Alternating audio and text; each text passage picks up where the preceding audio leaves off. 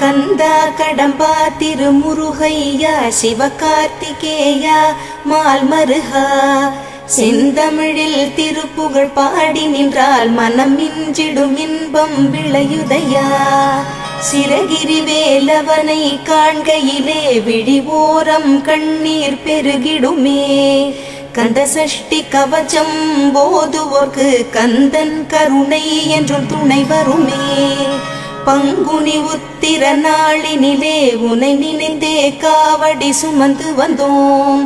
புன்னகை புரியும் ஷண்முகனே உன் சன்னதி தேடி ஓடி வந்தோம்.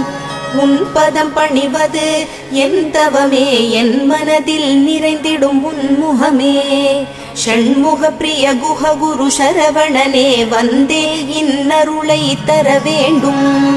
தென்பழனி மலையில் ஆண்டி முகம்